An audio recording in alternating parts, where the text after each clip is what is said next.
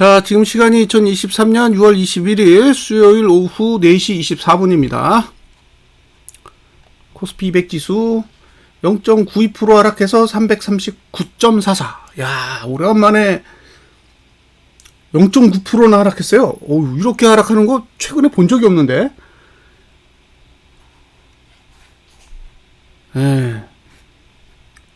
신기한 일입니다. 상단선 위에서 제 윗골이 살짝 달았어요. 뭐 윗골이 다는 수준이라 뭐 큰 의미는 없다.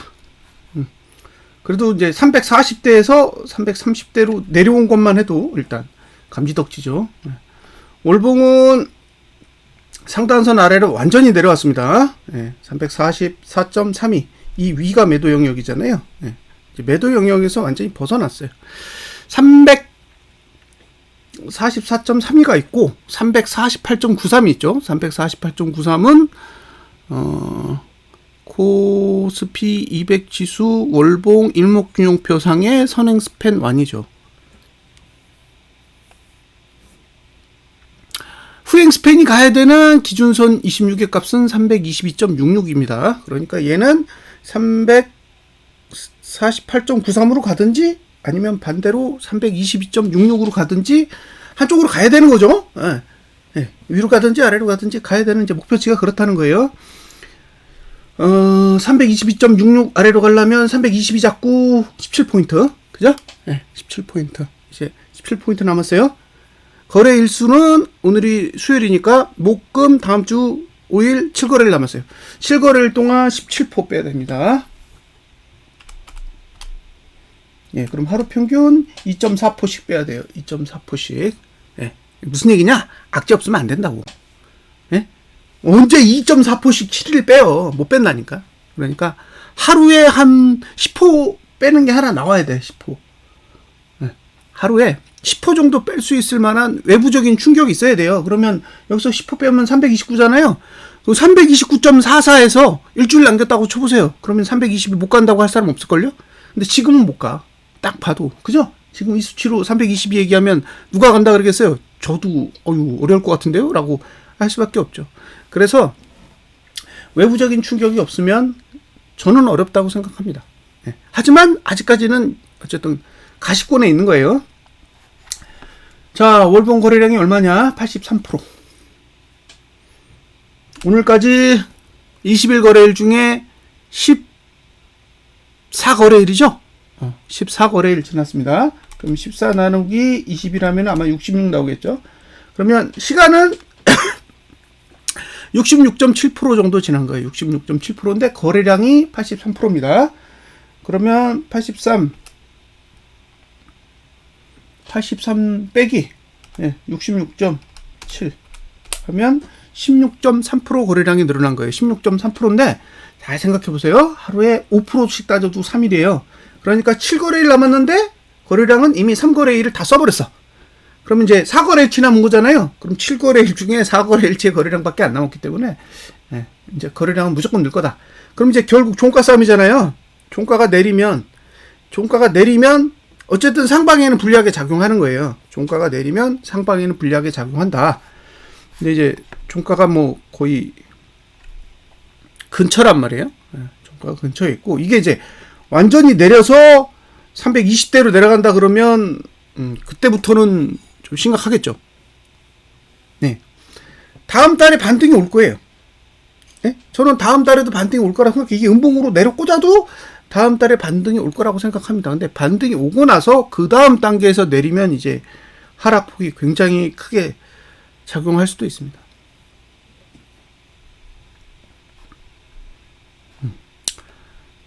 뭐 어떤 분들이 뭐 2700 간다, 2800 간다 막 그런 얘기 하잖아요. 갈 수도 있는 거예요. 뭐 제가 그거 보고 못 간다, 불가능하다, 뭐 그럴 필요 있나요? 저는 그렇게 생각하지 않습니다. 그분들이 간다고 생각하면 그분들 눈에는 갈 수 있는 거예요. 근데 갈 수 있는 것과 가는 것은 다른 거죠. 2800원 못 가요? 2900원 못 가요? 3000도 가겠지. 3300도 금세 갈 수 있다고 봐요. 뭐 매수하면 가는 거죠. 근데 가는 거하고 실제 가는 건 다른 거잖아요. 우리 머릿속에 갈 수 있다고 생각하는 거랑 실제 그 지수가 가는 거랑은 전혀 별개의 문제라는 거예요. 자, 지수가 올라요? 네. 근데 지수가 오를 때는 우리가 불가능하다라고 생각했을 때 올라요. 근데 이미 우리 머릿속에 저게 가능하다라고 하면 살 거잖아요. 네? 매수 안 해요? 다 매수할 거 아니에요. 2,700, 2,800 가는 거 아는데 왜 안 사? 사는 거지. 네. 그럼 개인이 매수하는데 가겠어요? 안 갈 것 같은데. 자, 주봉은 계속 하단선 아래에 있습니다. 지금 하단선, 예, 2개 썼고, 이제 하나 남았어요. 하나. 이 335에 있는 거 하나 남았는데, 얘까지 써줄지는 잘 모르겠어요. 어쨌든, 이거 보고는 매도 못 들어가요. 이거 보고는 매도 못 들어간다. 그냥 내려가는 게 감사할 따름이지, 예. 이거 보고, 매도는 꿈도 못 꿉니다. 예. 저야 뭐, 고버스 들고 있으니까 그냥 들고 가는 거죠. 고마우니까. 예. 근데 여기서 신규로, 못 사요. 저는. 자, 거래량이 63.16%입니다. 주봉. 60%가 정상이잖아요. 이 거래일 남았는데 63.16, 3.16% 증가하고 있어요. 내일은 위클리 만기죠. 그러니까 내일 또 이제 동시효과 되면 또 거래량 또 나올 거란 말이에요. 그래서 잘하면 거래량이 늘 수도 있겠다라는 생각이 듭니다. 거래량이 늘 수 있다. 뭐 계속 잘하고 있습니다. 불만 없어요. 자, 이게 잘 보시면, 예. 이격을 해소했을 거예요. 네, 이격 해소했습니다. 여기 보이시죠? 요 지금 이격 볼벤이 이렇게 상방으로 가다가 이렇게 꺾였어요. 그러니까 이렇게 꺾으면 볼벤으로 갈 수 있다는 거지. 예? 이걸 꺾으면 볼벤으로 가고 싶다는 거예요. 볼벤 여기 있어요. 335. 예. 이 위치가, 이 335라는 이 위치가 잘 보시면, 예? 잘 보시면 어디에 가깝냐면 335.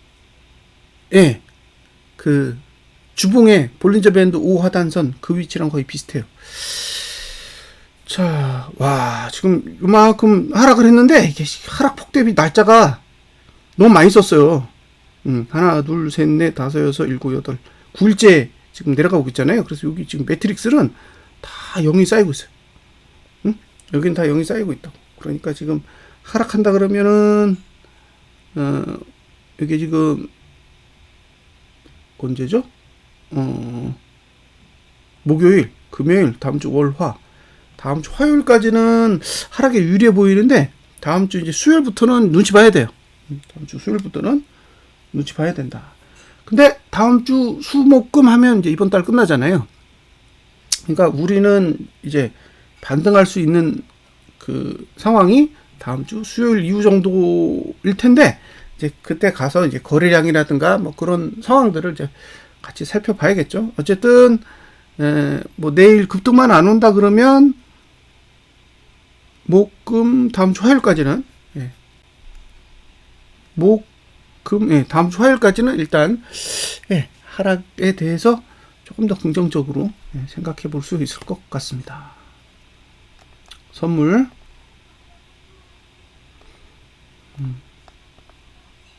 월봉, 예, 벗어났고요. 주봉 하단선 아래 있고, 일봉. 예. 자, 이제 고민하셔야 될 건 뭐냐면, 일봉이 저가를 지키면 매수할 수 있어요. 일봉이 저가를 지키면 매수할 수 있다. 예. 그게 첫 번째 규칙이에요. 일봉이 저가를 지키면 매수할 수 있다는 거죠. 근데 일봉이 저가를 안 지키면요, 그럼 매수 안 하는 거지. 예? 제가 지금 계속 일봉이 저가를 깨니까 매수 얘기 안 하잖아요. 예? 얘기 안 하잖아요. 예. 이때 양봉 났다고 제가 매수 얘기 했어봐요. 욕먹었지. 저가 깨잖아. 또 저가 깼고 또 깼잖아요. 그러면서 줄줄줄줄 새는 거 아니에요. 그러니까 저가가 깨지면 매수 안 하고 일단 확인하셔야 돼요. 이게 굉장히 유용해요. 예? 좀 치사한 방법이긴 하지만, 예, 유용하다는 거죠. 굉장히 보수적인 방법이라 뭐 큰 수익은 못 내도 돈 잃지 않게 하는 데는 제법 유용한 방법입니다. 개인이 6,244억을 샀고 외국인이 4,053억을 팔았고 기관이 2,079억을 팔았습니다. 오늘 기관 막판에 좀 도와줬네요. 선물은 8,839억을 외국인이 팔았어요.